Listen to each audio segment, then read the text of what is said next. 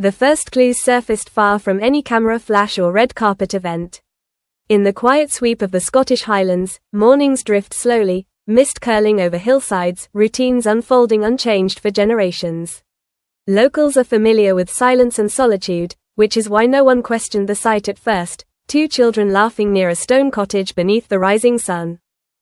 What drew attention wasn't the children, it was who stood nearby. The adults didn't move like tourists. They carried keys with ease, opened doors without pause, and spoke with a softness that belonged to residents, not guests. Nothing they did suggested caution or urgency. What stood out was how ordinary everything felt, as if this chapter had been unfolding far longer than anyone realized. Names emerged later. The man, known for escaping to the Highlands whenever fame grew too loud. The woman, rarely linked to long retreats in remote places. Yet there they were, not visiting but settling, and suddenly whispers turned into questions. What unsettled those who noticed most were the children. Their confidence, their laughter, their expectation of care without ever checking if someone was watching. Children only act that way when they are home.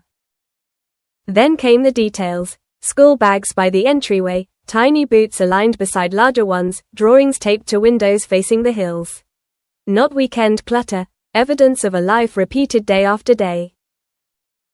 And still, no attempt to hide. A neighbor received a polite nod.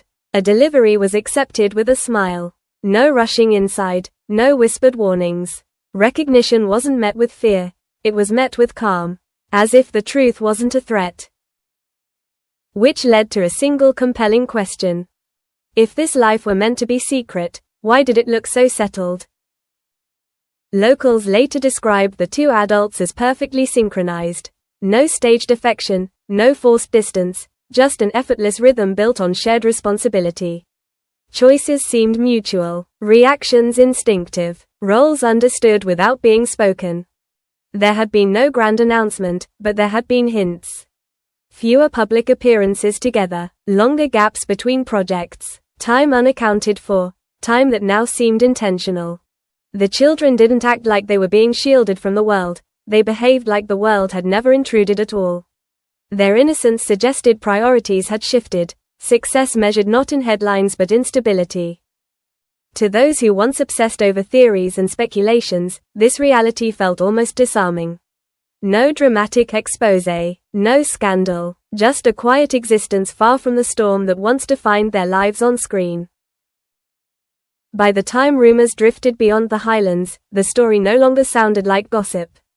It felt like something that had been growing unnoticed, steadily, patiently, deliberately. The Highlands offered what the rest of the world couldn't. Not just privacy, but permission. No demands, no expectations, no access unless granted. And that absence became their peace. Everything changed when responsibility shifted from protecting reputations to protecting growing lives. Careers bent to accommodate presence. Time became sacred. Boundaries replaced publicity. Silence wasn't secrecy, it was safeguarding. No one tried to rewrite the past or justify the quiet. There were no explanations demanded, or offered. Truth was allowed to exist without commentary. And that confidence, more than anything, made the picture feel complete. Even the landscape echoed the transformation, a return to simplicity, to steadiness, to being unremarkably, beautifully human. No drama, no fallout, just intention, carefully structured. Love expressed not in declarations, but in consistency. Eventually, the idea of hidden dissolved. This wasn't concealment, it was choosing where life was allowed to be seen. The world didn't lose them, they merely decided the world didn't get to follow everywhere. And in that decision lay something radical. Happiness protected long enough no longer needs proof. As the Highlands continued offering shelter and silence, the questions faded. What remained was a boundary, and a family shaped by choice, not spectacle. Sometimes the boldest act of all is simply living quietly once you finally have something worth protecting.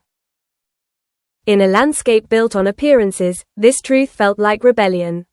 Not loud, not defiant, simply steadfast. The kind of defiance that doesn't need to raise its voice to be heard. The Highlands witnessed a transformation that fame could never script, two people learning that peace is not found in applause, but in moments too small for headlines. A hand brushing against another while passing tea across a kitchen counter. The soft thud of small boots running across old wooden floors. Laughter that belonged only to those who created it. There was no warning for the world. No countdown, no dramatic reveal. Just the realization that while everyone was looking for answers online, the real story was unfolding far from screens, written in early sunrises, shared glances, and the unwavering presence of love. They had not disappeared. They had finally arrived where they were always meant to be. A life that asked for nothing and gave them everything. When the wind moves through the hills at dusk, neighbors say you can hear children playing, voices blending into the open air without fear of being overheard. That sound has become the only confirmation anyone truly needs.